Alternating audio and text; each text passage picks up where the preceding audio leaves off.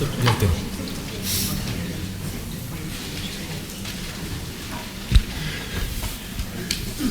and gentlemen, ambassadors, guests, before I make a formal presentation of our speaker tonight, I'd just like to have a little bit of a preamble, a little prologue to the presentation.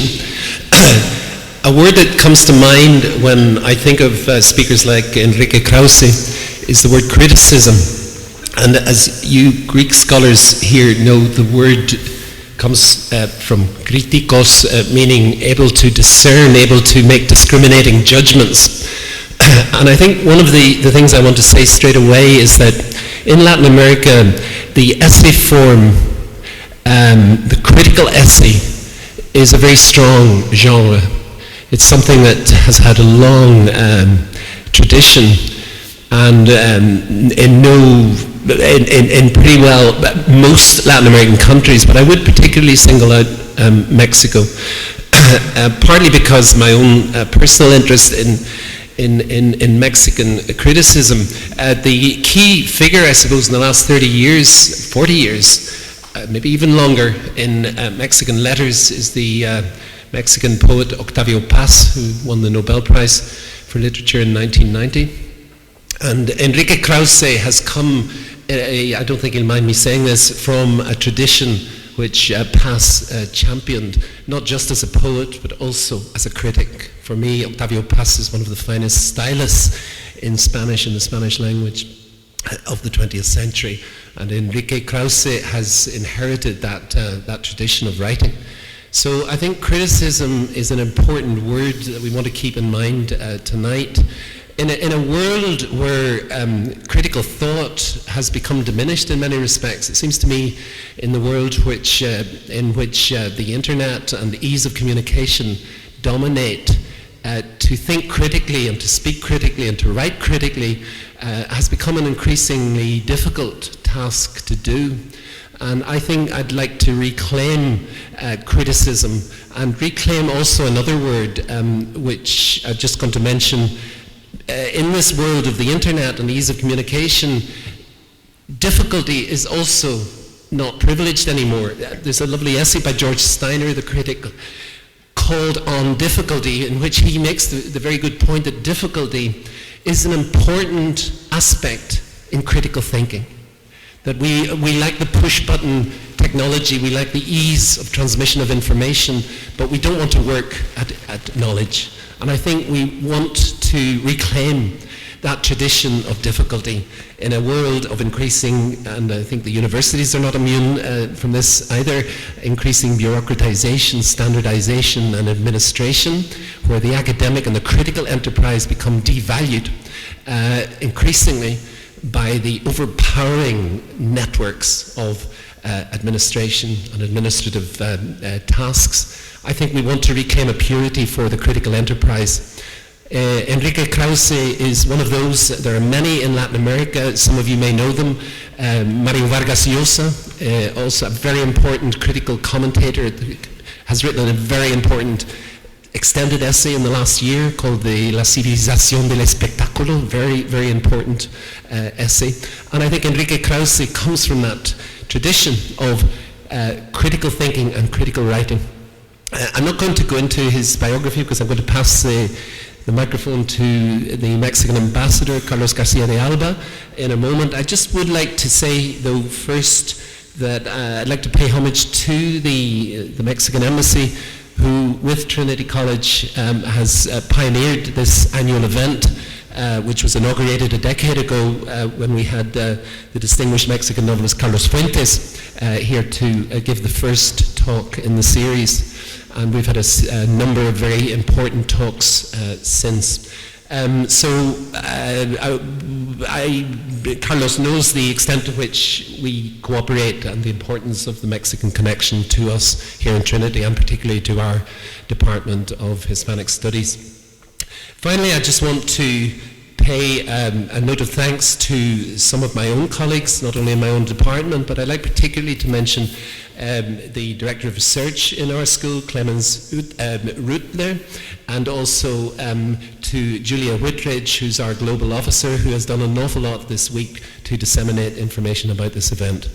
So without further ado, I'd like you to welcome the Ambassador, Carlos Garcia de Alba. Thank you.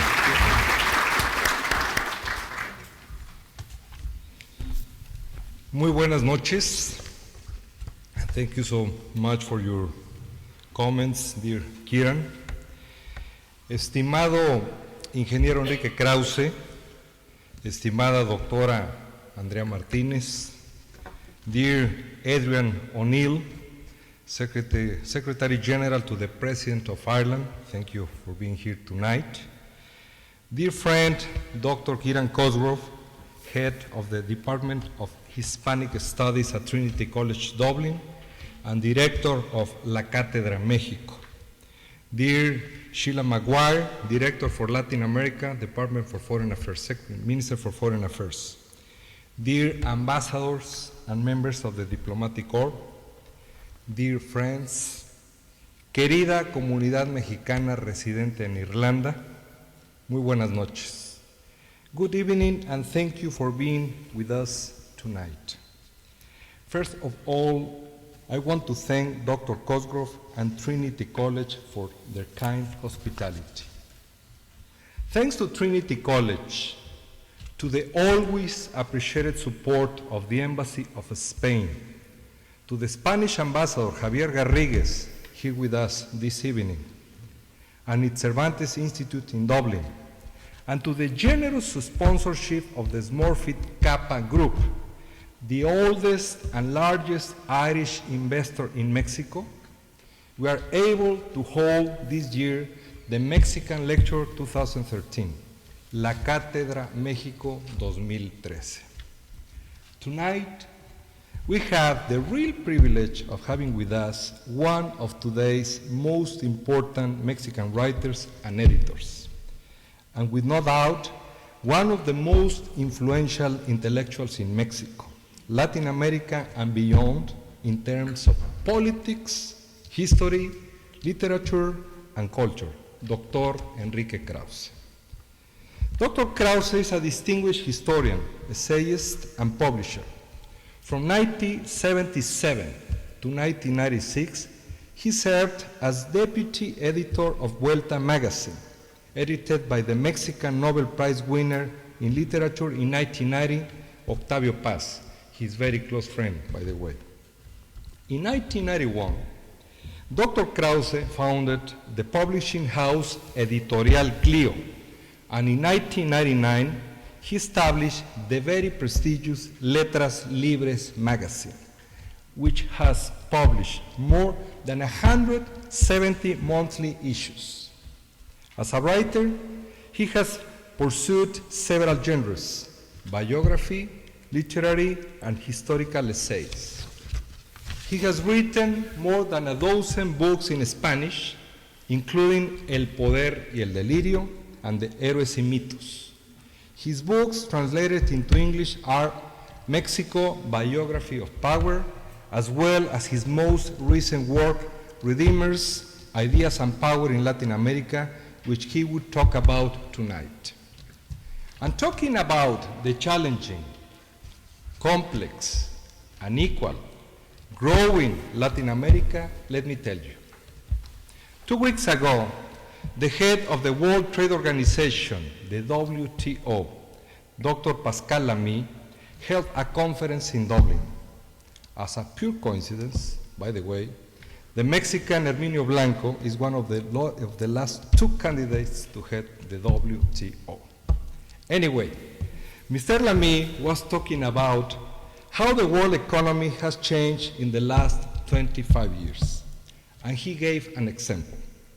The big change that has occurred in the geography of trade. In 1994, so less than 20 years ago, he said the global trade was 60% north-south, 30% north-south, 60% north-north, 30% north-south, and 10%, just 10% south-south.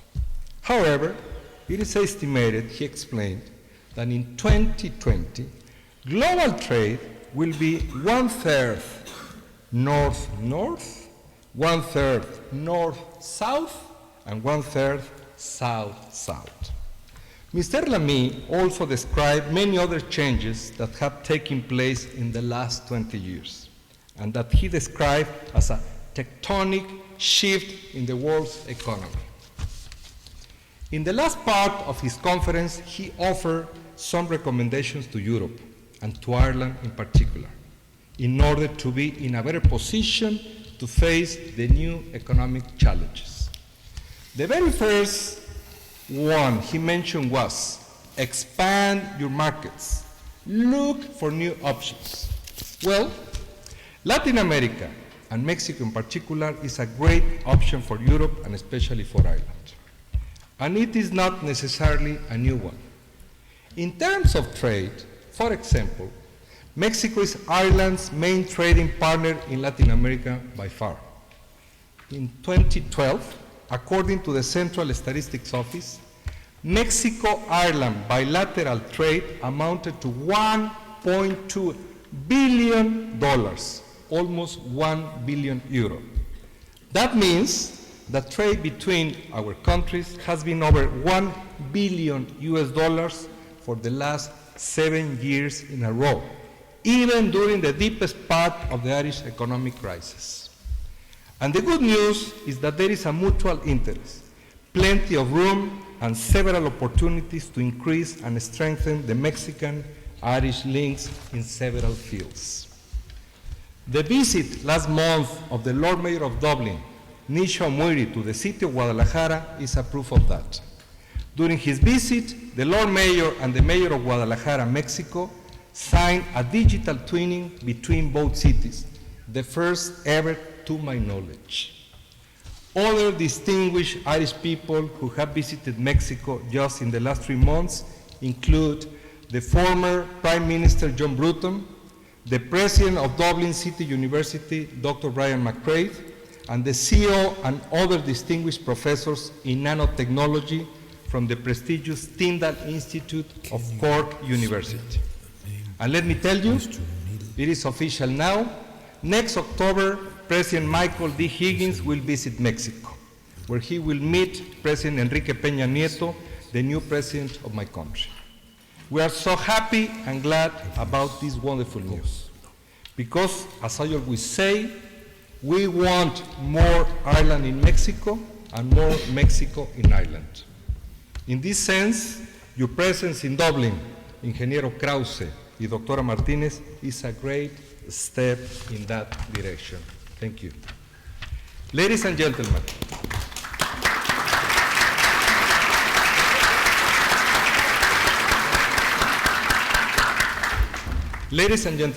damas y caballeros, on my behalf and that of all my colleagues at the Embassy of Mexico and the growing and active Mexican community in Ireland, I want to thank you all so much again for being here with us tonight. And thank you to all the people who are watching us via internet for the second time in a row in the lifetime of the Cátedra Mexico that started in 2003, to be precise. Yes, we are celebrating the 10th anniversary of this successful project. What a way to celebrate with such a high caliber speaker.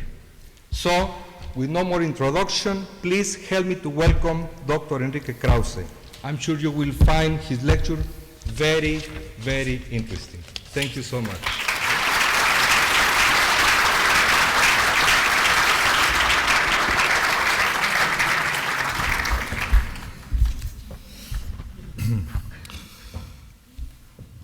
I'm truly deeply honored and pleased to be here with you.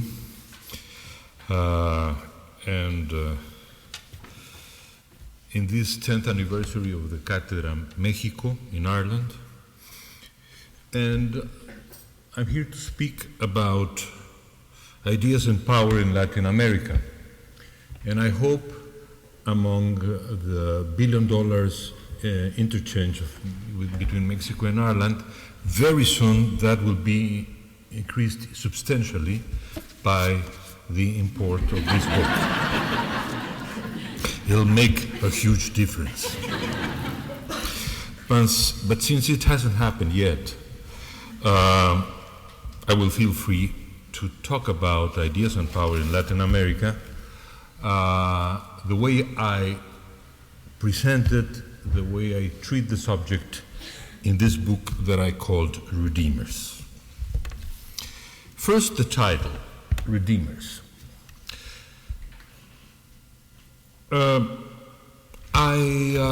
My subject is the life and the ideas of 11 distinguished Latin Americans.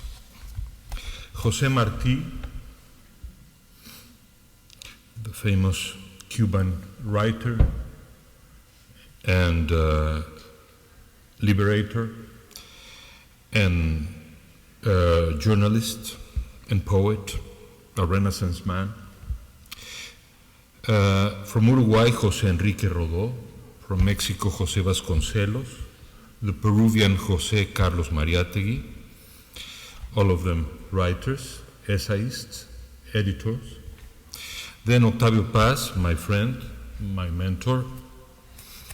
Then I go to different characters, which are not precisely writers. Eva Perón, I think she could write her signature, but aside from that, she was a very important leader.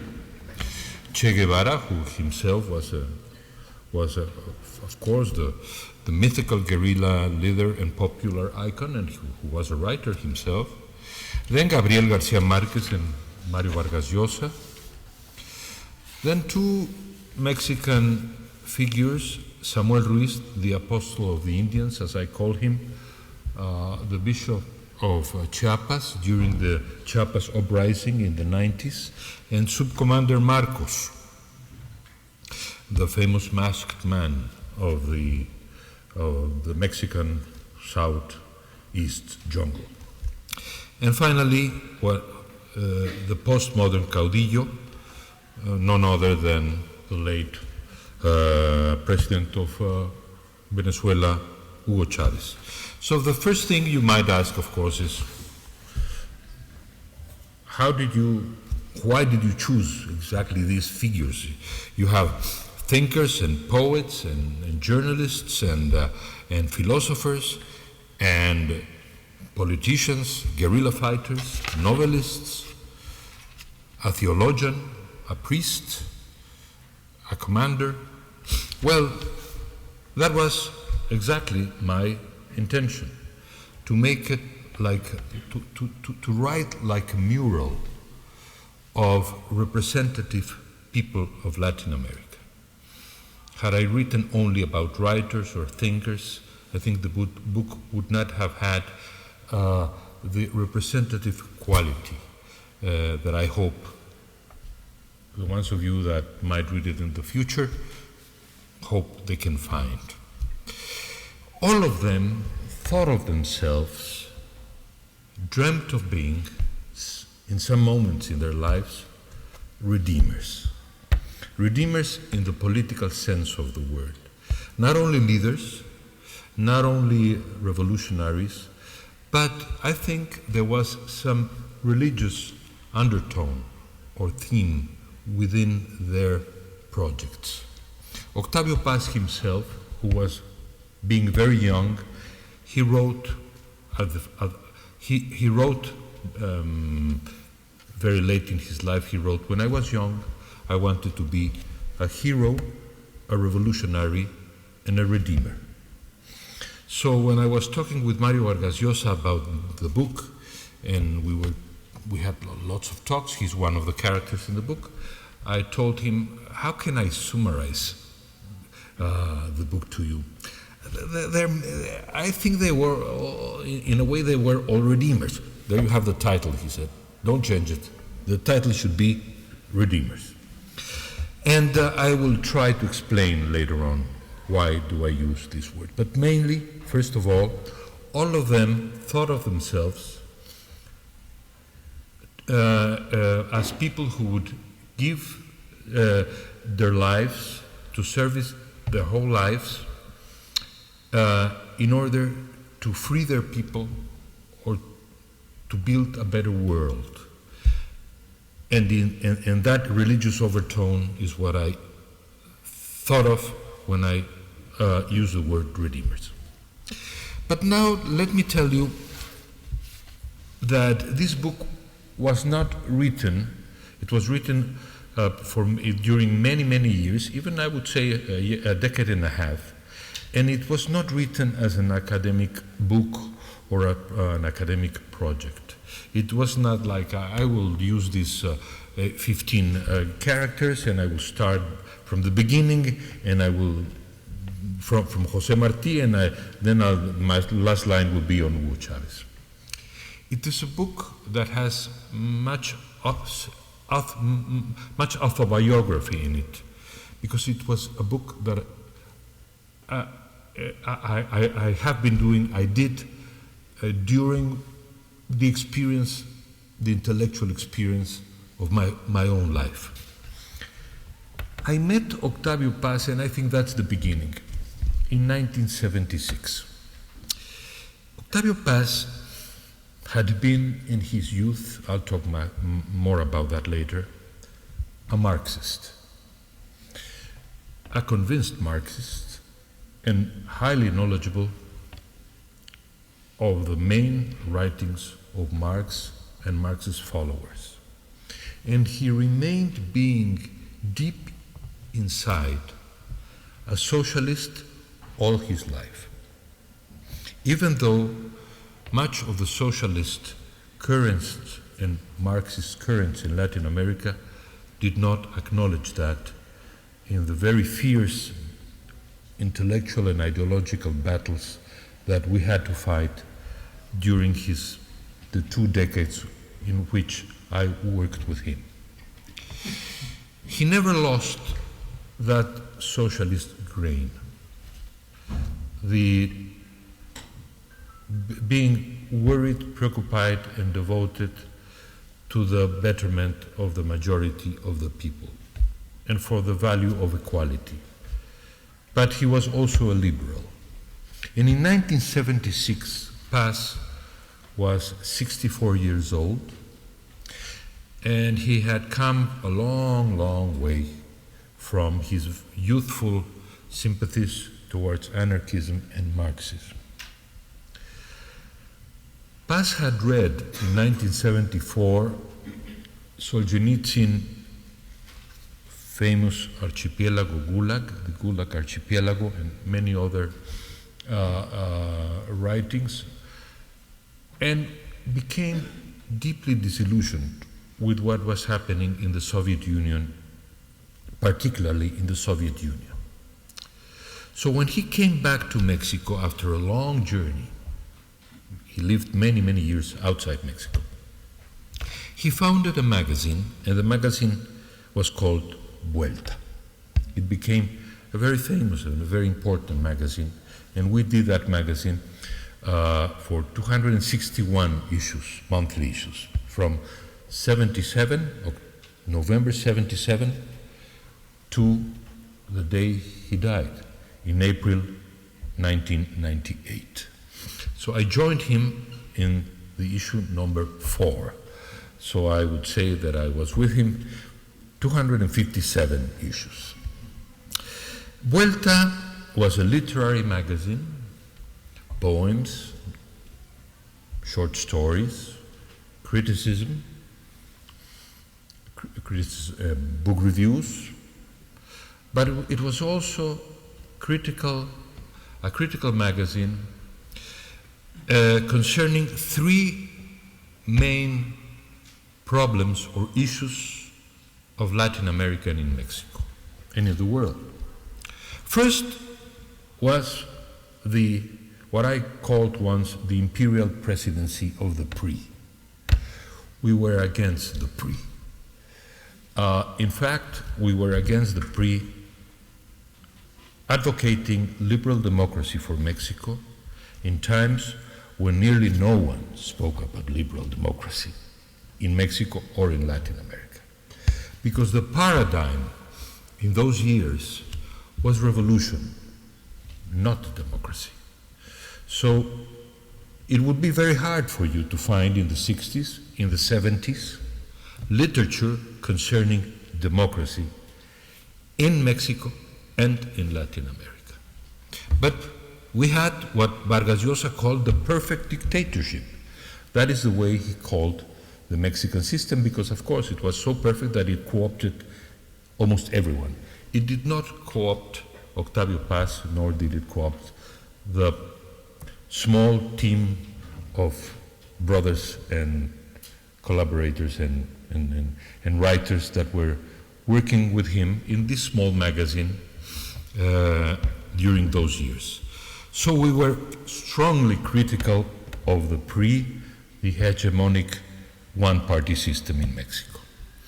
Then we were also fiercely critical of the military dictatorship in the southern corner of Latin America, to the extent that Vuelta, after a piece that I wrote in 1980 on Argentina and Chile, was simply, you couldn't find the magazine. It was forbidden to circulate in those countries before the renewal of democracy in the southern corner. But we wrote fiercely and constantly against those dictatorships, and we spoke about their crimes, their genocides, their faults, and we had this ample solidarity with the exiles and the people that they oppressed and massacred. But on the third front, our fight was always a difficult one, because we were also critical of the guerrilla movements in Central America and in Latin America. And that was not, and is still not, popular. But, as the famous title of Bertrand Russell said, we used to write unpopular essays. So, there we were, a bunch of friends and writers writing about those subjects, advocating the transition towards democracy in El Salvador, in Nicaragua, criticizing the ideological roots of the Peruvian and the Colombian guerrilla. And we did those things with total consistency. Many years later, many of our critics adopted the same ideas and started to talk about democracy as if it was very normal. They didn't truly explain, in many cases, how was it and where were the reasons of that transition. But we were very pleased after 1989 of this general transition to democracy, and how they embraced liberal democracy in many places in Latin America, and slowly it happened also in Mexico. So, from that experience, during those years, I started writing my essays, and the first two essays that I wrote were one on none other than the Subcommander Marcos, the masked man, world famous masked man, a romantic figure, if you could have one, no? The new Che Guevara. And I took him, and I must tell you, I took him with complete seriousness. In fact, I had some kind of polemic and dialogue with him, because he represented a very strange and unique case of Marxism and indigenism. He was a pure Marxist at the beginning, but then he spent so many years in the jungle with the Mayan Indians of that zone that he became, in a way, like he absorbed of that culture, and he in his literature, in his short stories, that way, by the way, they were highly admired by Octavio Paz himself. We were very jealous for that. The young writers used to say, for instance, one of them, Christopher Dominguez, asked Octavio, listen, Octavio, we've been here writing for Vuelta for so many years and you haven't even written one word about us. And there comes Marcos, and he writes these strange stories, and you criticize him, but at the same time you say you admire him, and you write that. And he said to us, yes, but you did not raise up in arms. You're not a revolutionary. Which means that he admired, he had this feeling, this longing for the revolutionary that he had been once. So he had that duality. I want to talk about duality, not contradiction, a duality. The longing, the romantic longing for the young man that he used to be, that he was once. We all have that, or should have that. Then I wrote about Bishop Ruiz. As important as Marcos was Bishop Ruiz, because he worked there exactly in the same part of Chiapas, in what I think was the most successful experiment of liberation theology in the history of Latin America. He was successful. Thousands, tens of thousands of Indians followed the man. He even wrote a kind of new exodus, a whole very strange theological treatise for the Indians. How couldn't we, after all, respect that? I respected, but I criticized it because, of course, I was not in favor of the armed struggle, and nor was I in favor of some other features of the uprising of the Zapatistas in Chiapas. Then in 1999, after Octavio Paz died, having founded my magazine Letras Libres, two other characters caught my attention. Eva Perón, well, not for a very academic reason. It was because of the film of Eva Perón. And the New Republic assigned me to write an essay on Eva Perón, so what I did, I went to see the picture. I wasn't terribly impressed, neither by the picture, nor by the character, nor by Madonna, but I went to read biographies of Eva Perón, and she might not have been a woman of ideas, but she was an extraordinary character, so extraordinary that she is well and alive, as you all know, in Argentina today, in the sense that Cristina Fernández de Kirchner keeps on using that inspiration, the idea, the halo of Eva Perón for reasons that I personally criticize, but of course, there she is, still living among many, in the hearts of many Argentinians. And then Che Guevara. Well, I didn't see a film on Che Guevara, but I did read three very serious biographies that were published at that time. Paco Ignacio Taibo, Jorge Castañeda, and John Lee Anderson. So I read the three books in order to make up my mind of what do I think of this figure. And what I think mainly is that there is a very special brand of anti-Americanism in Latin America that is not the Caribbean anti-Americanism.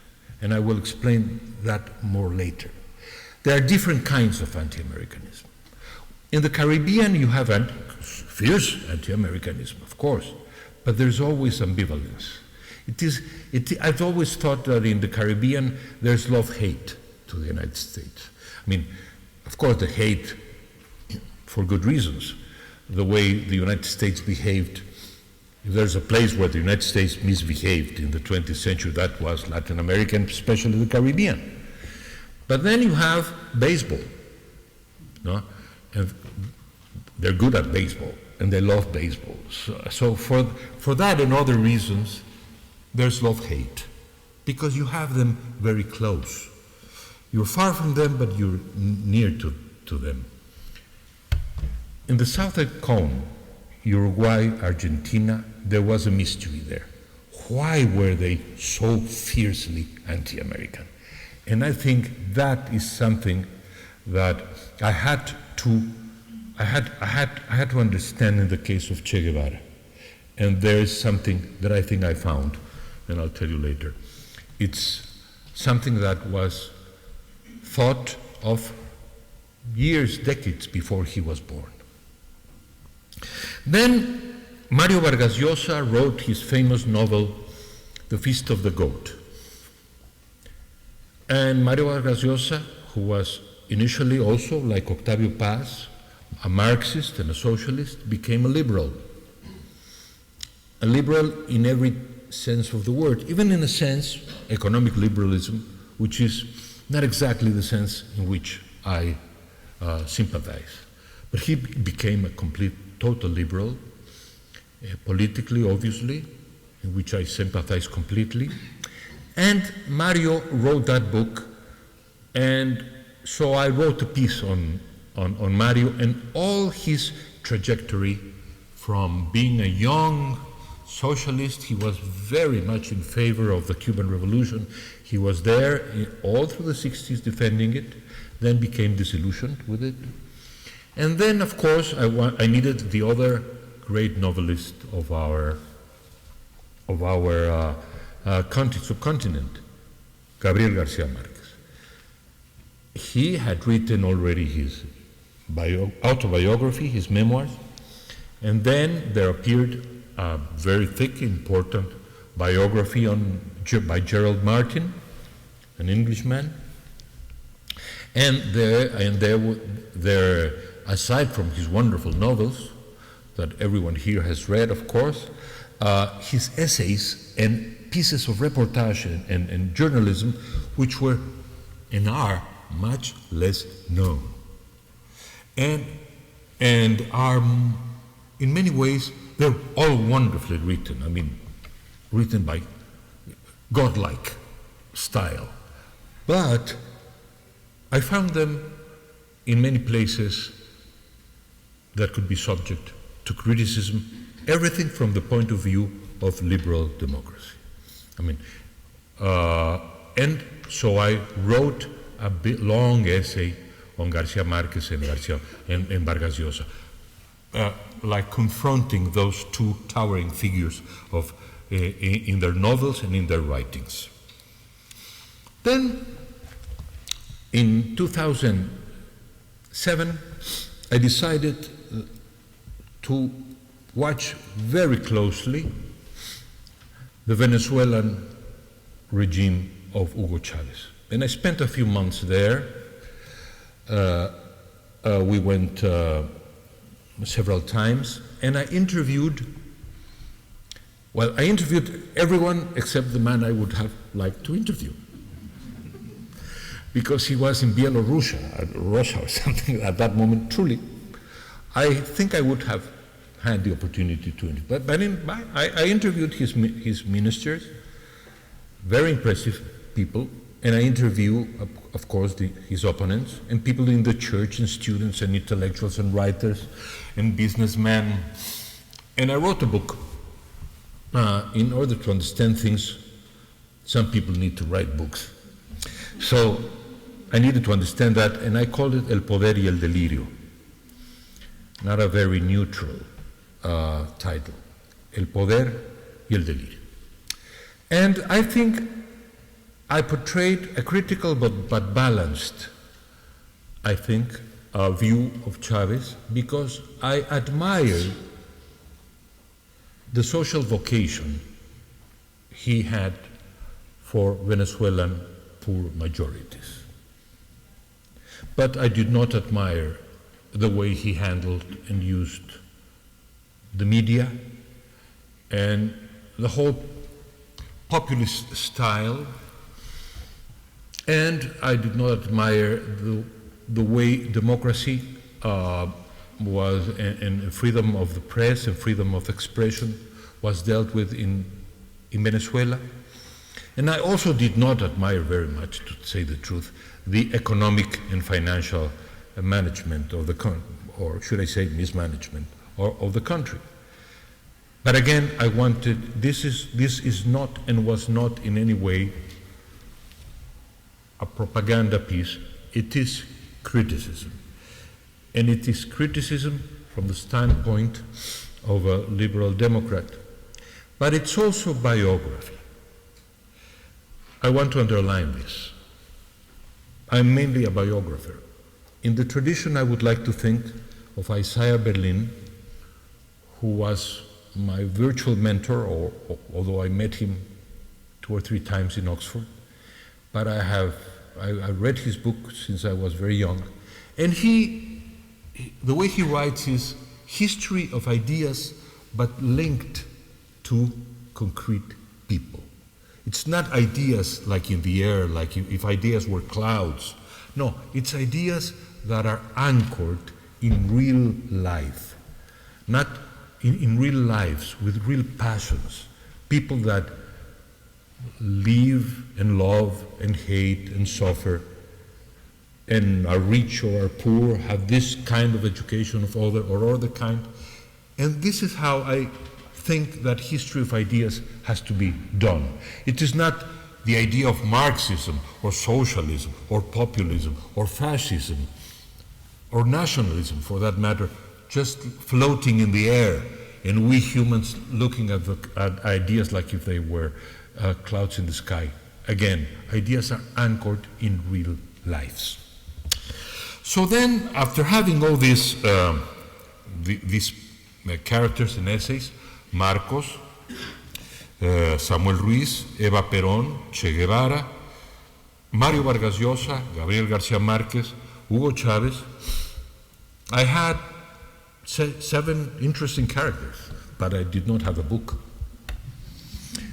Interesting characters don't make a book.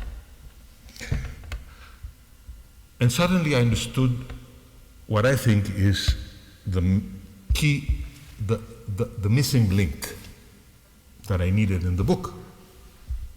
So it is the book that was discovered in the making. And the link was, of course, Octavio Paz himself. I had him in front of me, and I hadn't seen him. So I just understood that I needed to understand the man that I had, and know the man that I had met in 1976. I met him when he was 64. So I needed to know what happened before he was 64. And that enabled me on a wonderful journey of a few months through 2 centuries of history. The grandfather of Octavio Paz was born in 1832. And he was the most rebellious Mexican that you can imagine. He was a liberal rebel. He was like a Mexican Garibaldi, like a Mexican Mazzini. He fought against the church, and he fought against the French in their invasion of 1862-67, and he fought for the Mexican Reformation, and he fought until his hero and friend Porfirio Diaz came to power.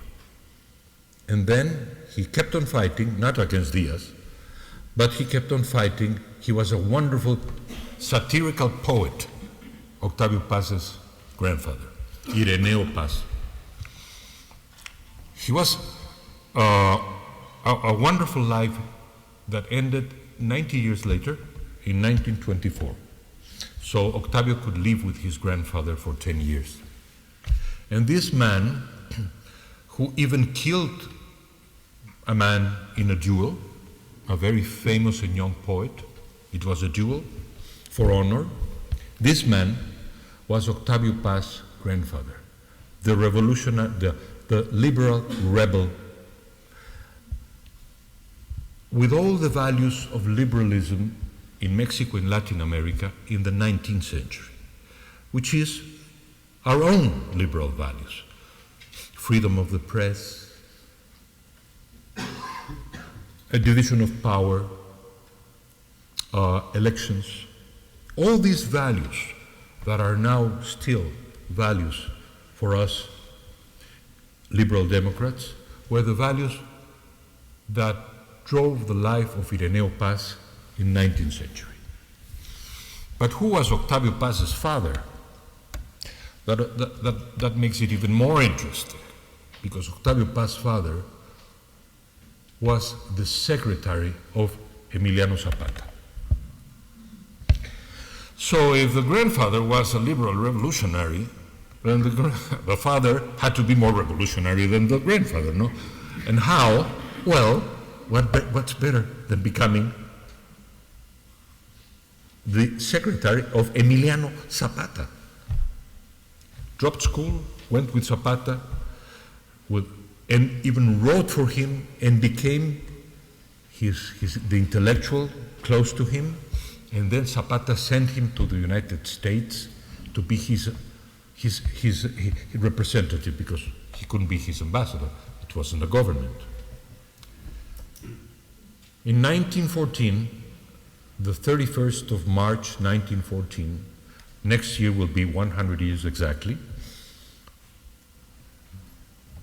months before the outbreak of the First World War, during one of the initial moments of the most violent year of the Mexican Revolution, the young revolutionary Zapatista Octavio Paz and his wife announced the birth of Octavio Paz. And Octavio Paz doesn't see his father for 6 or 7 years, because the father is in exile fighting for the revolution. And then, as you know, Emiliano Zapata was killed. And this is, so the grandfather dies in 24. And when Octavio Paz becomes a young man in the preparatory school, with that heritage, if you have a rebel revolutionary as a grandfather and a Zapatista revolutionary as a father, you have to be a world-class revolutionary. And that is exactly what Octavio Paz became. He became first an anarchist and then a Marxist, and then went to fight in the Spanish Civil War.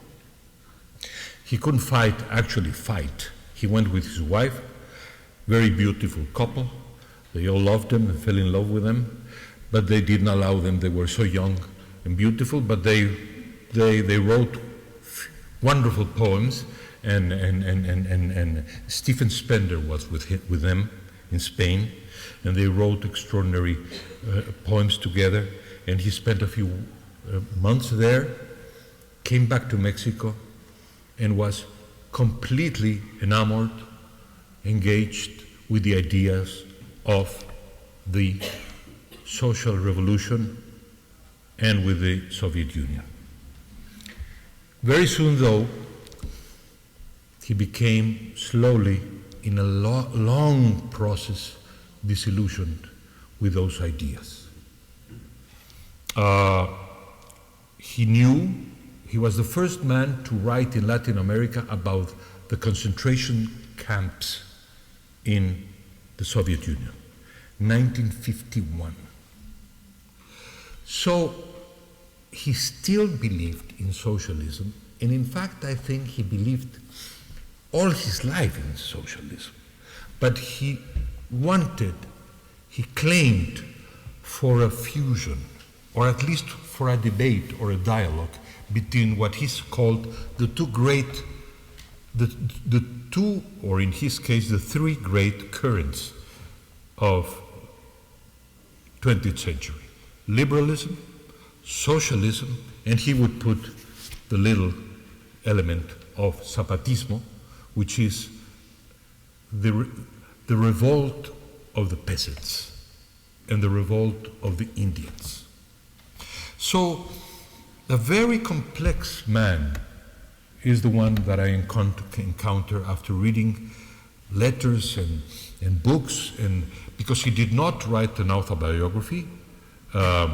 He had a fair amount of fair women in his life. He did not want to touch that subject, but he did write about his life in his poems. So I had to read many of those poems and try to understand what was the hidden element there. And then, of course, in the book, I write about all this story that I've been telling you and his essays in the last 20 years of his life. He was highly misunderstood and embittered in a way at the end of his life, because he didn't want a dialogue with Mexico's or Latin American right, because there's no way or there's no need to talk, let's say, with big businessmen or the church. He didn't want that. What he wanted is a dialogue with the left. The truth is that he was highly critical of the last decades of the regime in Cuba. He was very critical of the guerrilla movements, but Mexico's left-wing currents did not accept that dialogue. So even though he won the Nobel Prize, he remained an eccentric in a way. In a way, he remained a lonely character in Mexico. And I think within himself, there was something of deep currents fighting until the end. He wrote long essays against the free market. He did not believe in free market. He believed in the importance of a state that would provide for the welfare of the people. But at the same time, he did not like dictatorships or authoritarian regimes. So he was critical of the right and of the left. And he wasn't truly very much understood. And at the end, as I'm telling you, he thought that after all, Marcos, with his pipe and his mask in the jungle, there was something in there of the young rebel Octavio Paz that he wanted to recuperate.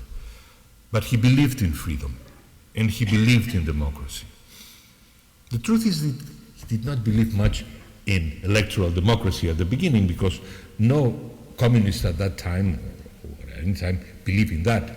But young generations in Vuelta, we pursued the idea that, after all, even though liberalism and democracy are not banners that you can see the young people in the streets fighting for, except in Venezuela or in the eastern countries like Poland, for instance, once upon before the fall of the Iron Wall. Well, he always believed in those currents, and he died believing that there should be a dialogue between socialism and liberalism. So then I had Octavio Paz, and I had the spine, and I had the branches. I had the trunk of the book, and I had the branches. I needed the roots. And I chose 4 men, distinguished men, all of them named Jose, but that's only a coincidence. The first is whom I believe to be, at least in my heart, the most lovable of all Latin American figures, who is Jose Marti. No one with a heart and with literary sensibility can read his poems, his essays, his life without being deeply moved. He was a Cuban. He fought for the independence. He died for the independence. He tried to become Mexican and Guatemalan and Honduran and Venezuelan and Spanish. He couldn't. He was expelled from all those countries because of his drive for freedom. So he established himself in New York. He became a New Yorker. He truly became a New Yorker, in the sense that he started writing journalistic work and chronicles that were, for the first time, I think he was the first Latin American to write and publish in the main newspapers of Latin America, from New York, in La Nación de Buenos Aires, in Peru, in Chile, everywhere. The voice of Martí. And Martí thought that there could be some kind of dialogue between Latin America, Iberian America, and the Anglo-Saxon America. He did not like many things about the United States, of course. He's the one who said, I've lived within the monster, inside the monster, and I know him quite well. But he was not anti-American, really. He wanted freedom for Cuba, and he wanted respect from the United States. He ended up being very embittered because one thing the United States did not show to Latin America at the end of the 19th century and all through 20th century, I should say, is respect. Respect and understanding. And I think he used those words. They don't know us. They don't understand us. It's unlucky. He died, tragically, in 1895, fighting for the Cuban independence in Cuban soil. And the story of his estranged wife, and he had a son whom he couldn't see since he was a little boy, is a very moving story. That's what I'm telling you, that I like to anchor ideas in real people. His desperation was such, not unlike the desperation, I would say, for different reasons, like the desperation of, we were talking, Andrea and I, today, of Oscar Wilde being left out without the possibility of seeing his children anymore. And that's what happened to Martí. The second José is José Enrique Rodó. He was not as colorful, as extraordinary, attractive as Martí. He was a melancholic professor in Uruguay. But you know what he did? He did something truly important. He wrote a tiny book. The book is called Ariel. Ariel is a book like a philosophical treatise written from the standpoint of a professor to the pupils, to explain the incompatibility of Anglo-American values vis-a-vis Iberian, Spanish values.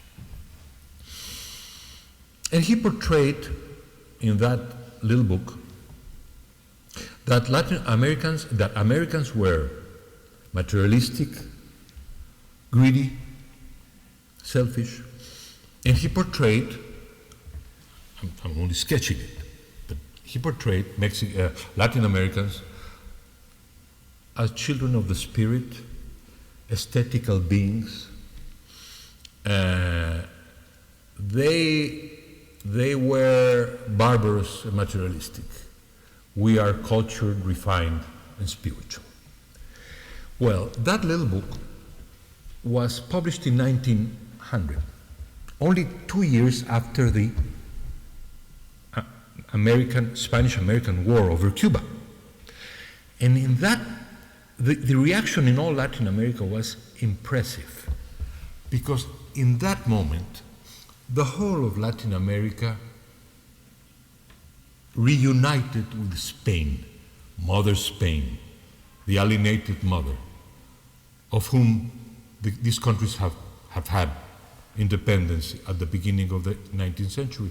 They reunited, they were reconciled with the Spanish culture and tradition because they had one common foe, the United States.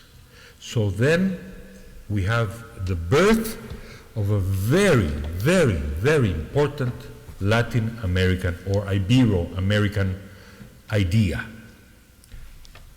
Ibero-American nationalism, the Latin American nationalism. And then you had conservatives and liberals and social, they all agreed that the birth of American imperialism was a danger, and we had to stick together. And I think that the cultural trend and ideological trend that feed people like Che Guevara in the Southern Cone was exactly that. Why is that so? Well, Argentina and Uruguay had no commerce with the United States. But Argentina was so rich at the beginning of the 20th century that it portrayed itself, thought of itself as being a competitor. So there was some kind of pride. We are the true heirs of Europe, not you. So there was a kind of cultural war, you could put it that way, between the southern cone of Latin America and the United States. That is why we have so many thinkers, because Enrique Rodó was from Uruguay. He used to read Renan, and his main influences were French.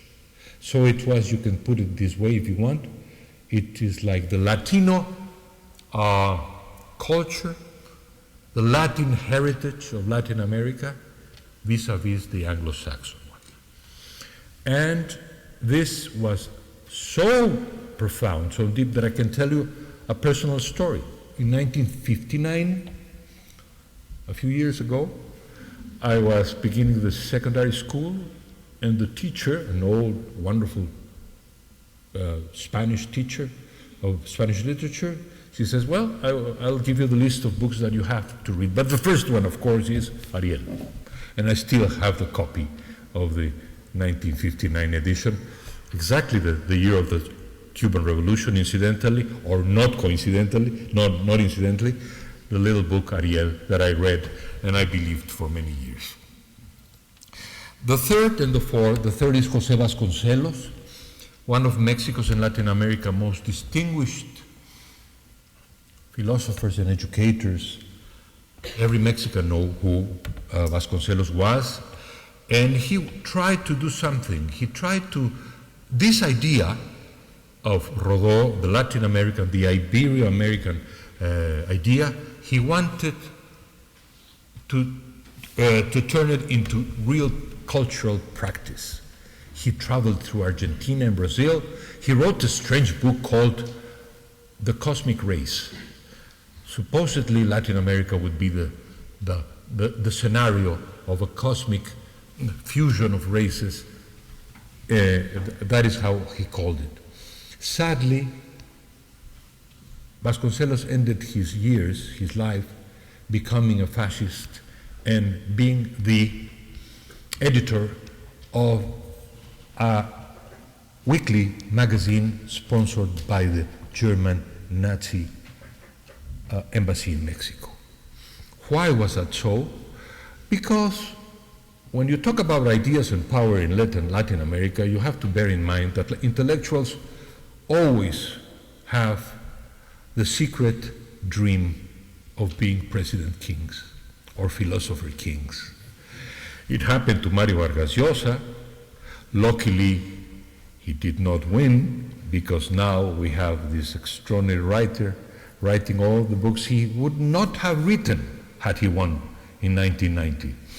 The same happened to Vasconcelos. He did not win in 1929, the elections he was to become president. And he wrote some wonderful books. To lose a presidency helps writers. But he went too far and embittered, something that Vargas Llosa doesn't have, and he became so fiercely right-wing during the 30s. It was very difficult in the 30s to be a liberal. Bertrand Russell wrote a famous piece between Sila and Charybdis. Either you were a fascist or you were a communist. There were very, very few in the middle. And of course, Vasconcelos wouldn't want to be in the middle, but he went to far right. He became the editor of that magazine. And let me end up with a fourth character, that is José Carlos Mariátegui. He had an accident when he was a kid. He couldn't walk, but with great difficulty. He was the son of a Spaniard that did not recognize him, as with many cases in Latin America. He went to Europe, very talented, and he went and became a Marxist in Italy. And to become a Marxist in Italy was something quite interesting, because Italian Marxism during the times of Marinetti and of Art and of Gramsci was a very creative wing of Marxism. And then he went back to Peru and he started what in my mind is one of the most fantastic literary magazines in the history of Latin America. The name of it was Amauta. Please Google Amauta a few seconds after you leave this room. You will find amazing art, poetry, philosophy. Amauta was the first to bring to Latin America Freud and Marx, but with such lively way. Amauta, he died sadly when he was only 35 or 36. But his imprint was so deep that you wouldn't imagine, or maybe you do, where would he reappear 60 years later with his ideas of indigenous Marxism? Well, in Mexico, in Chiapas, because Mariátegui was more or less, I could say, like the prophet who envisaged, who saw the uprising of the Indians. It didn't happen in Peru, but it happened in Mexico. So this is all, in general, the story of my book. It is not exhaustive in the sense that I do not have all the ideas, political ideas, that have been part of Latin American history here, but I touch them. Liberalism, populism, positivism, which was very important at the end of 19th century, Marxism, socialism, fascism, nationalism, democracy. But I do not talk about them, I do not treat them as abstract entities, but as living beings, anchored in real people. And I think, having said that, I should stop and we should go to the questions and answers. If you will, I thank you very much for your patience.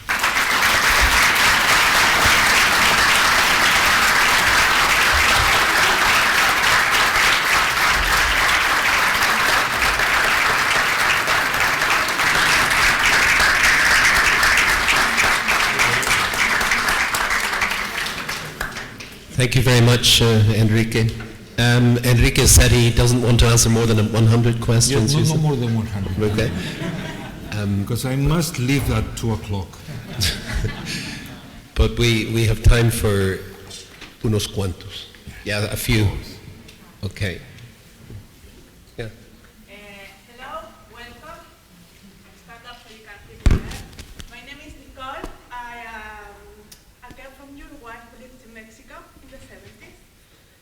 My question, I'm fascinated by your conference. And my question is, among many, why you didn't choose Mario Benedetti, por ejemplo, como el libro de Primavera con una esquina rota, o Eduardo Galeano con las venas abiertas de América Latina, que pueden ser quizás muy de izquierda, pero que en definitiva como uruguaya representan una parte de nuestro país. Gracias. What if I take 5 and I answer the 5? Yeah, another one, maybe from this side. Anybody? Please. Okay. I have a question about translation. Translation. I just read the New York Times. They have Paul Berman wrote a critic about your book, and Yes. he said that the translator called Hans Hatred and Natasha Wimmer, but he's just talking about the translation of your books. And apparently your book, correct me if I am wrong, is still not, I mean, I'm not sure whether your book has been translated into English or not, the latest book. Sorry, it's English. Okay. Then the question I want to ask you is about the translation and whether you've been in contact with the translators. Oh, yeah.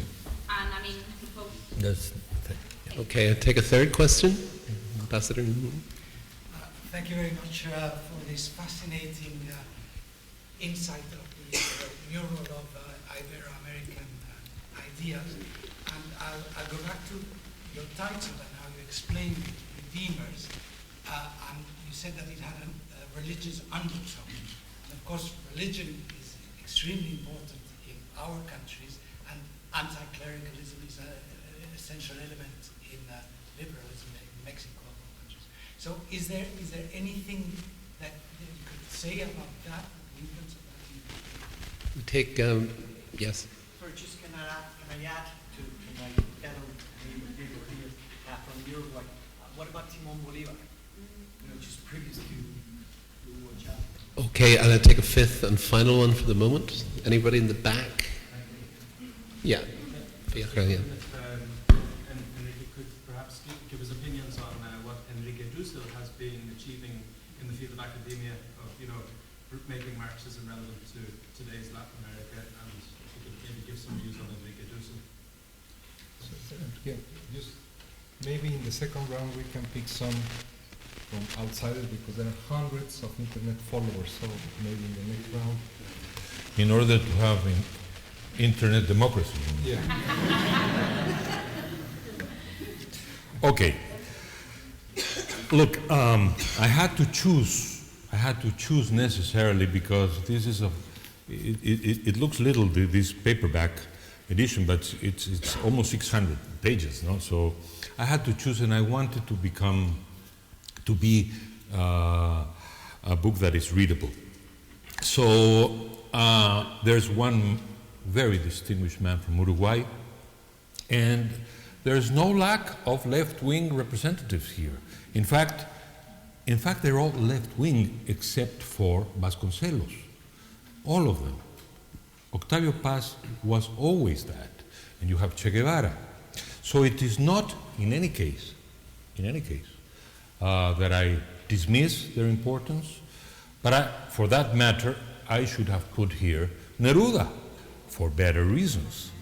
But listen, life is short, no? No matter what you think, but life is short. Okay, because you're so young. Just about the translation, I wanted to clarify that sometimes, like I work with translation, and sometimes some of the writers are supposed they want to control and they want to be. Nah, I'll tell you. I have an answer to that. But let me just answer the thing about. There's another character here that is not here, but it's all through the book, and it's Fidel Castro, obviously. But I mean, I couldn't make of Fidel Castro one chapter. Well, Fidel Castro would make a book, or you don't have it. I mean, it's such an immense figure of. I'm critical of him, but he is such an important figure. But he is tacitly and explicitly everywhere since 1959 until now. So that is one reason. Now Bolívar, I only touched 20th century thinkers. Martí was at the end of 19th century, but only 20th century thinkers. But I'm writing, very soon in the New York Review of Books will appear a long piece on Bolívar. Because of course I would have liked to put here Bolívar and other great liberators. But there's another reason.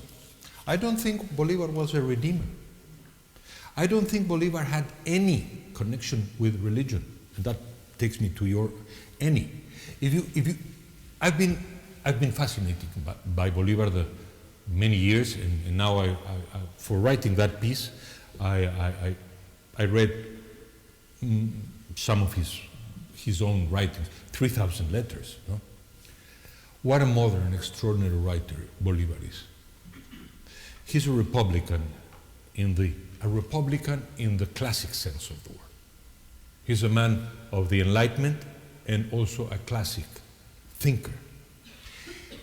You know how many times the word Jesus Christ appears in his 3,000 letters? I think twice.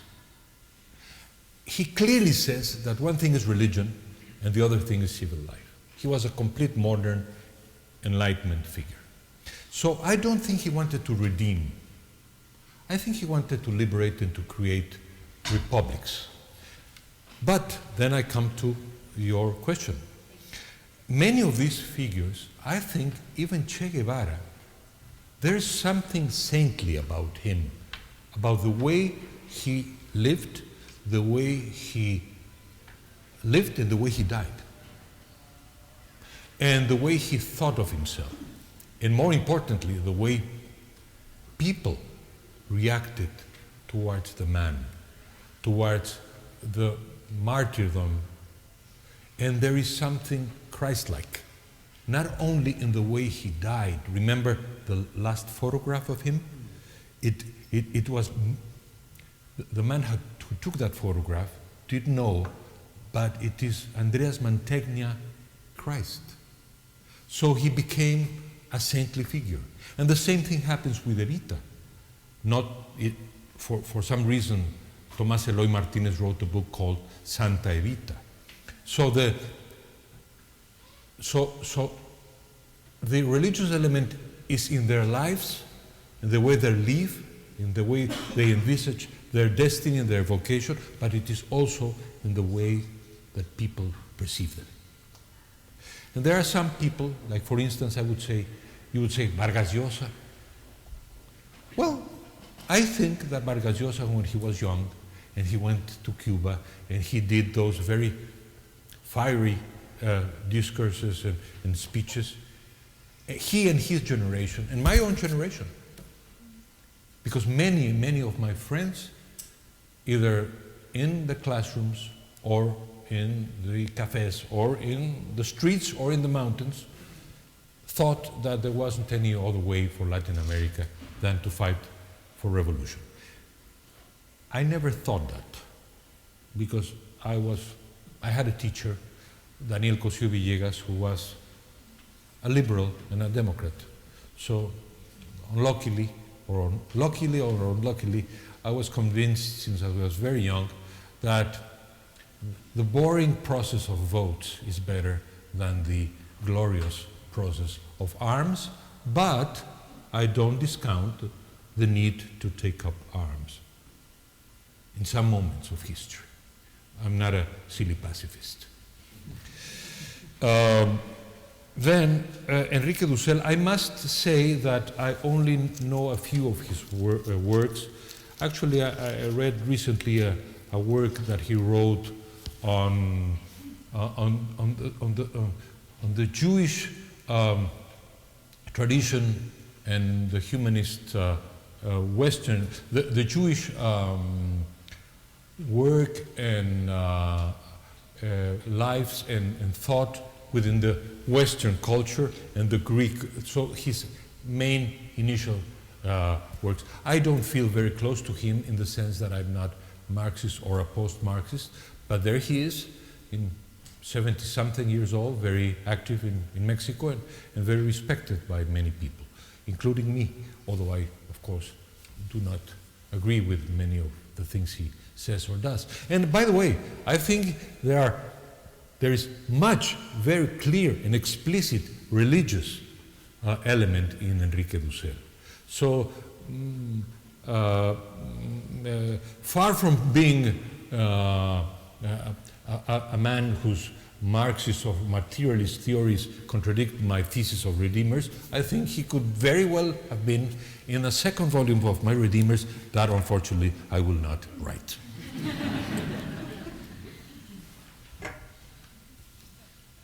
Before we go to internet questions, is there anybody else in the audience would like to say anything or comment? Yes, one.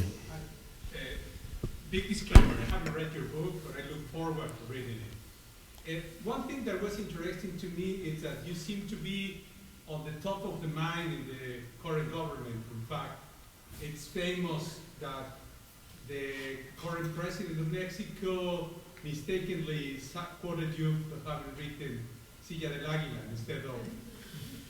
instead of Carlos Fuentes. Is that, I mean, it's clearly a very interesting point that you are a very well and reputable writer. Has anything changed in your perspective after that mistake of the president, or what is your position in that? I mean, there were, I didn't give that incident any importance. I truly didn't. I mean, you do not have to be a great reader in order to be a good president. I'm not saying that Peña Nieto is a good president. Although, let me say something unpopular. I think these first months have been remarkable in many ways. So, I'm sorry to disappoint you, I think he's doing fine in the beginning of his administration, at least in two aspects. Education, concerning the very powerful and corrupt union, and telecommunications and media, because we are badly needing a reform in media. But I didn't give much importance to that because, you see, Lázaro Cárdenas was arguably one of Mexico's most important, loved, beloved, revered president, and he only had primary school. And there's another president whom his name is somehow, I don't remember his last name, but he seems to have been here in Ireland. I think he was in Ireland, and he had very high degrees. He had a PhD, and that does not necessarily qualify you to be an extraordinary president. Which, by the way, he was in a part of his period, but then ended up very bad. So again, that's the answer. Some people know. Yeah. His name is Carlos Salinas. Translation, very fast. He's a wonderful translation. Paul Berman got it wrong. And everything he said about my book, when he criticizes my book, he's right. But when he says that the translator was unfit, he's wrong. And I worked with this translator. He translated my first book, Biography of Power, and it was a wonderful experience because he's very, very much in the left. Hank Heifetz, the translator, very, very much. So we had a wonderful interchange. While writing, for instance, I was writing Che Guevara. He was translating Che Guevara. He said, I don't agree with this.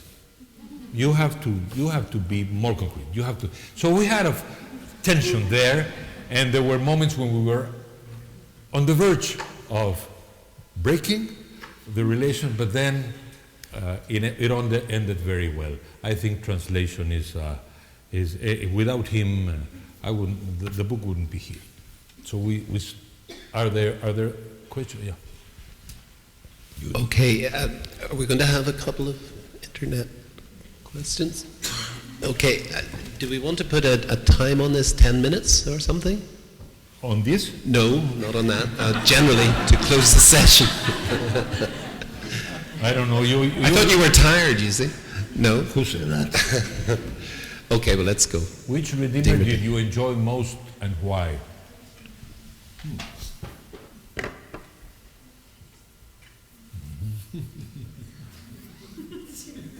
Well, I should say Octavio Paz, of course, because understanding the man I worked with in a daily basis for 23 years was something that I didn't achieve, but I I was close to, I think.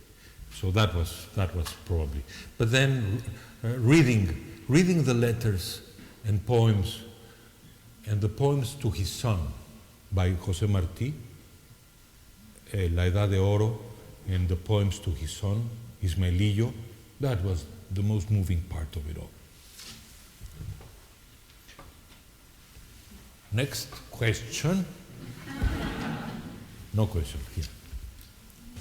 Okay, there's somebody at the back there. Yeah. I also want to congratulate you on the lecture and looking forward to buying the book. And I just want to ask, having seen all these redeemers, revolutionaries, thinkers, how do you see Latin America today after their time? Has it been the same? Have we moved forward? Have we moved back? How do you see Latin America? Thank you very much for asking that. You see, what Octavio Paz said about melting or the dialogue between the socialist tradition and the liberal tradition is something that I hope Latin America will achieve in the future, in the near future. We're not there, we're still not there. I think that I believe that regimes like Lula and Dilma Rousseff, think of Brazil. They've had 3 presidents in a row coming from the far left. Enique Cardoso, who was a theorist of the theory of dependence in the 60s and 70s. You can have it more of the left. Then Lula, the union leader, and then Dilma Rousseff, who was a guerrilla leader who was jailed and tortured. And there you have Brazil, not perfect, but of course, a thriving economy. They have social programs, very successful social programs, and they have democracy. So you can have kinds of social vocation and governments that are truly committed to help the poor without renouncing to the main values of liberal democracy.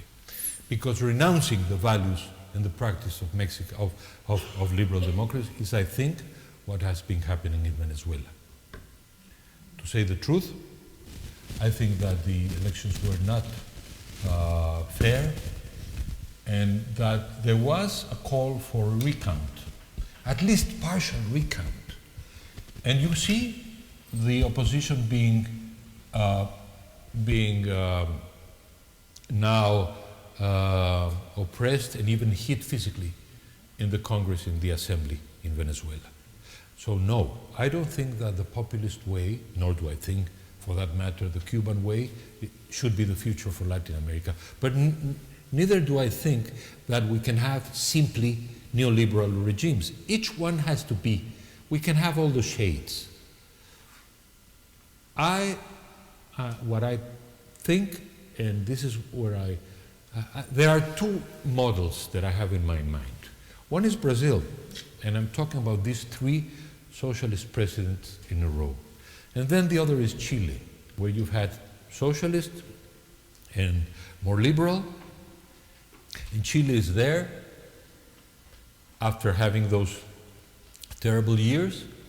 Because, why? And I think it is because of the long Republican tradition in the Chilean history.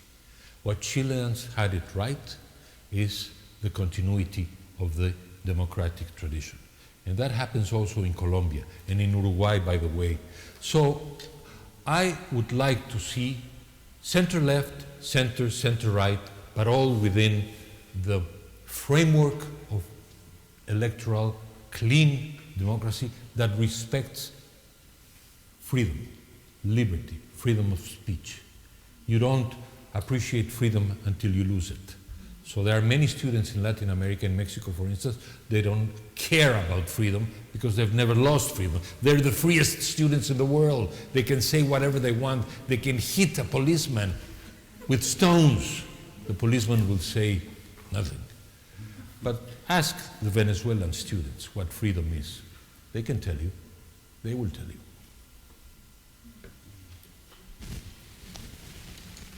Anybody? Oh, here, yes. May I ask you a question about post-Castro Cuba?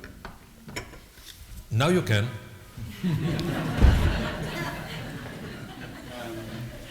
If I read your lecture correctly, I would take your definition of a redeemer as a champion of liberalism. Is Cuba going to experience redemption, and will that redemption, or indeed perhaps even is it needed, will that redemption be more influenced by Europe, by Cuba itself, or by the United States? Yes. Let me make it clear. Perhaps I did not convey rightly the way I use the word redeemer. Actually, I use the word redeemer in the opposite way. Redeemers are leaders that believe in revolution, in social revolution, even in Marxist revolution. A populist leader is a redeemer when he uses religious symbols. And I don't have to go that far. Anyone who saw the last days before and after Hugo Chávez's death knows what I'm thinking of. He felt of himself being a redeemer, and Maduro said he was our redeemer. And the masses that were there in the streets saw him as a redeemer. So a revolutionary leader like Eva Perón, like Che Guevara, like Octavio Paz and Vargas Llosa were where they were young, those were not democratic liberals. Because when we talk about democracy, we cannot talk about redemption. We just talk about a better life, a more civilized life, a life with civic values and dialogue and freedom. So, the towering figure of Latin American redemption is there. He's 87 or 80-something years old, 87, and if he happens to be mortal, well, then things might change in Cuba. What I can say is this: I hope there's a peaceful transition. I hope they open up. Cuban people are extraordinarily gifted people. Extraordinarily gifted and prepared in many ways. So I simply hope there's a transition. And I see that coming. I don't want to become myself a prophet, but I see that coming. I think in the following years, we will see in the Caribbean the scenario, the theater of many changes. In Venezuela, in Cuba, and in the region. I don't see military dictatorships anymore. The only way out is, let's hope, for a transition towards democracy. If not, well, if not, we will have bloodshed. And I wouldn't like that, and less so, I would say, would I like just the Cubans of Miami taking over the island and building resorts and hotels and forgetting all the social aspects of the Cuban Revolution that were there and were valuable. So again, can socialism and liberalism have a dialogue? That is what, is that an anachronistic project? It's an anachronistic idea in this postmodern world? I don't think so. I think that is a more fruitful dialogue that we can make. I want to just actually to follow on from the question behind, just looking forward a little. I have my book, and I was struck with the list of understandably mostly men. That has been the history of the 20th century in terms of leadership, and one woman who, to be honest, doesn't really speak for me. And I'm wondering, you mentioned President Dilma. I'm wondering, as you look ahead, do you think that there'll be a different role for women in Latin America? Well, quite a subject.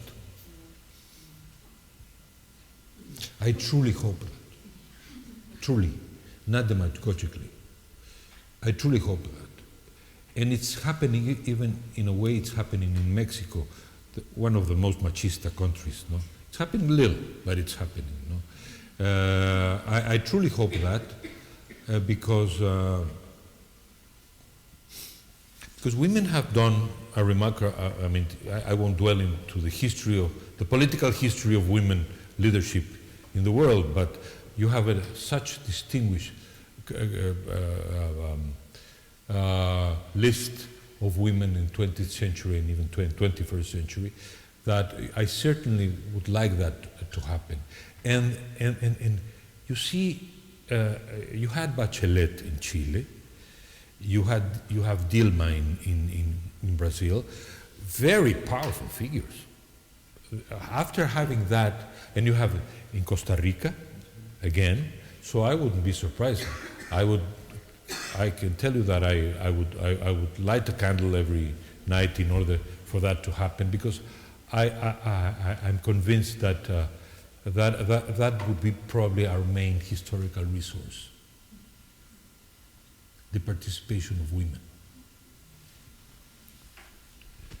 There's somebody at the very back.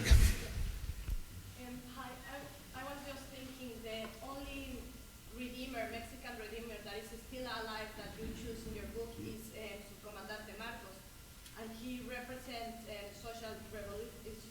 He's a social revolutionary. So I wonder, what do you think will happen in Mexico with a leader still alive which represents that, and with a lack of a lot of problems, social problems, inequality in the country?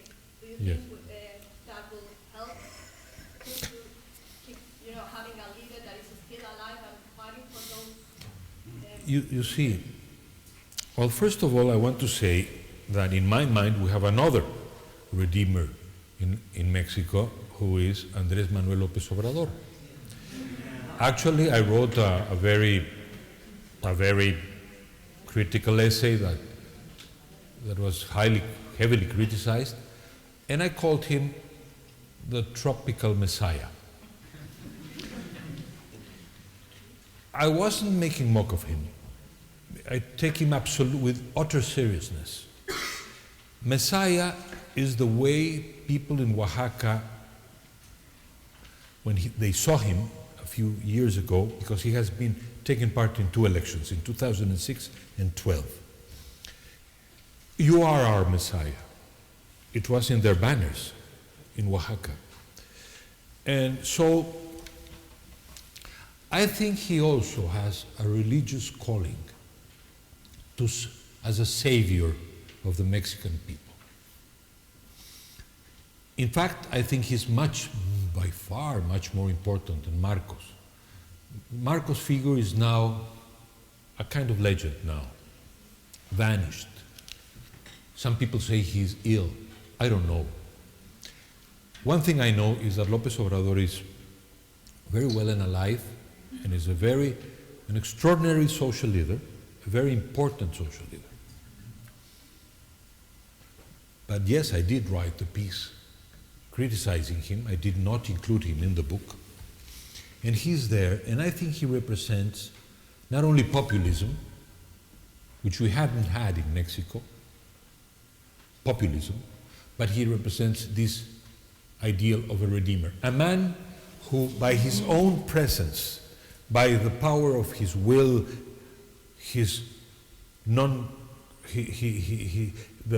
and his personal story, he himself can do the difference and become the savior of a country. Well, I just want to say that I don't think we need a redeemer. We need good leadership. We need a better functioning of a democracy. We need intelligent ways to care and policies to help the poor. We need to fight inequality. Poverty and inequality, along with violence, are our great problems, very big problems. But you don't fight them with providential men. The 20th century taught us what providential men can do, what harm providential men can do for countries that are not as, by far, as poor as Latin American countries. But think of European history in the 20th century. I simply, like a Democrat, don't believe in redemption, in providential figures. I believe in leaders. And I think, for instance, Lula is not a redeemer. He's simply an extraordinary social and political leader. But he does not see himself as a religious leader. And I see in that a great, so I mistrust clearly religion mixed with politics. And I trust deeply the difference and the separation between the religious realm and the civic political realm. Politics is not about salvation. Politics is about the betterment of lives of concrete people. Okay. Could you share with us your thoughts on the role of indigenous people in Latin America? Indigenous? Indigenous people. Yes. The role they are supposed Well, to play in building the civil societies. there are countries like Bolivia, like Peru, like Ecuador, Guatemala, Mexico. Not Mexico, not that much. Like these countries, the Andean countries, where indigenous people are demographically very important, and there is a huge historical debt with these people. In Bolivia, you have an Indian president now, so they're the majority, and I think democracy has enabled them, because I believe Evo Morales is there for democratic reasons. Peru is something different, because the growth of the economy in Peru has triggered an extraordinary, China and Brazil and investment has triggered the economy, and you can see if you went there, as I've been there for several times during the decades, a huge change of a kind of modernization, like much more melting pot, like it was in Mexico. In Mexico, only 10% of the population, less so, is Indian.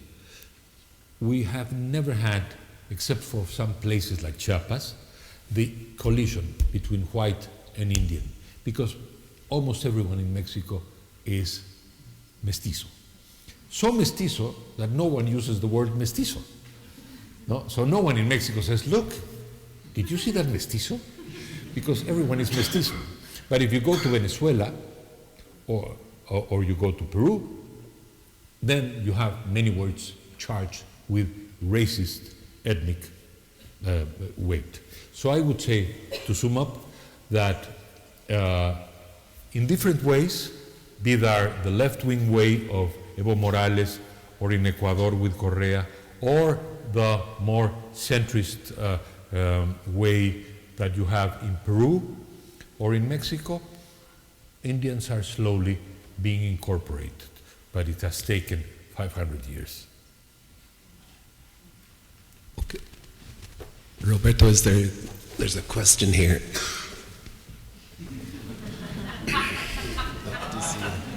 The answer is no. Never. Why not? Clearly, because redemption is something that has to do with faith and with the afterlife, and maybe with love. You can redeem yourself through love, all sorts of love. Love redeems. But politics, no. Politics is too earthly. Too earthly. And so no, I don't think I would like to picture myself as a redeemer. I'm conscious that some people are leaving, and I'd rather we went out as a full body of people here rather than people dripping in and out. Can I take one more question? That'd be all right. There was somebody at the back. Was there somebody here? Okay, we'll take two more questions here and here. Okay. In a row. I'll ask them. Then I'll ask questions. Now, you described Latin America from is your perception, your opinion about the United States towards Latin America as of now? As of now? Yeah, I live in Colorado, and I have that feeling that the Americans, they don't Give it that. they could care less about Latin America. Okay. And they are more like involved in other parts of the world. So Good question. Okay, and the final question at the back here. Totalmente frívola y en español. El comandante Marcos, ¿qué color de pelo tiene? Esa es su pregunta. España, que llevaba la capucha, porque claro, era rubio y con el indigenismo no pegaba mucho. Me gustó mucho su pregunta.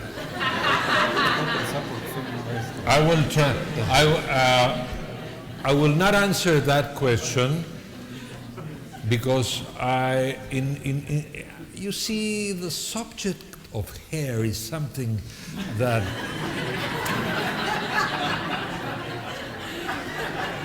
and secondly, there are other subjects. But Ambassador had the great luck. Should I say the great luck? Well, if you want. Of having been A bit of hair.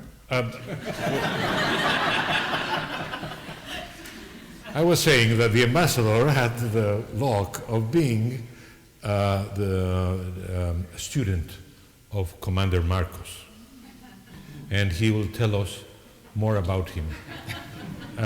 Go on. No, not about him, about his hair. Say something. Black. He's a mestizo. He's a mestizo. It's a black hair.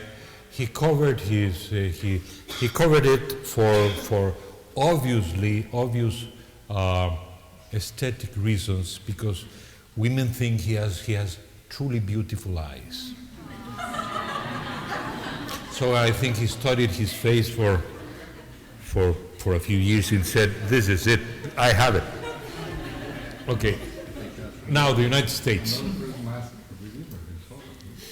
Okay, so the United States looks to the east, looks to the west, doesn't look north, and doesn't look south. Only cares about Latin America when there's trouble. They were very interested in the guerrilla of the Central American guerrillas in the 80s. They're very interested in violence in Mexico, although they are, of course, the first consumer of our drugs and the first exporter of their arms. So maybe, in a way, we're still where Enrique Rodó left us. We haven't been able to establish serious, respectful relationships. I don't speak now about Latin America, let alone Latin America. Mexico, such an important country, the second or third partner of the United States. Not only partner, neighbor. And if an asteroid doesn't change that, we'll remain neighbors for a few millennia. So neighbors, partners. 11 million people or 15 million people are Mexico. Part of Mexico is living within the United States. The Latino voters are so important. And still, if you go to a small town in Midwest, as Andrea and I went a few days ago, the news, I mean, anything could be happening in the world, but the news was, of course, the Boston bombing, and more of the Boston bombing, and then the results of basketball, local basketball, and they are the most provincial people, self-centered people.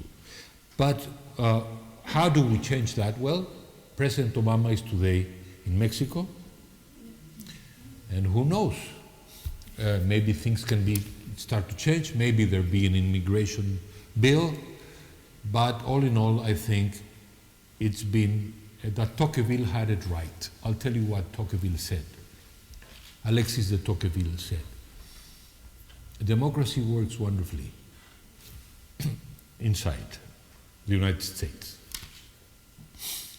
but the vested interests and the interest in the constituency, that when it's used for foreign policy, they are bound to do a lot of mistakes. He said it, of course, in a much more elegant way.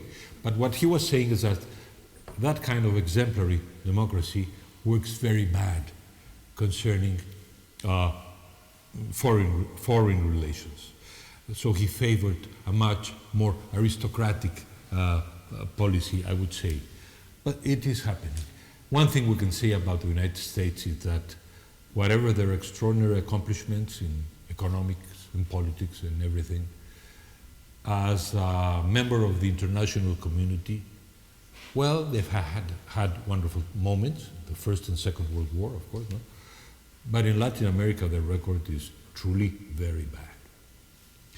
And I don't think it can change slowly, because I don't think there's conscience in Latin America. And this little book, well, is a little grain of sand in an ocean of misunderstanding. Let's hope it helps a little. I have my doubts. Enique, Krauze, thank you very much.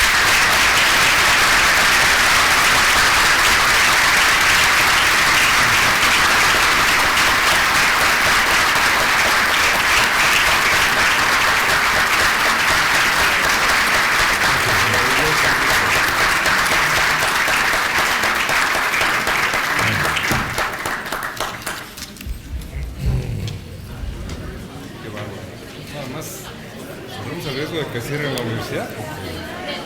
Sí. Sí, había debate.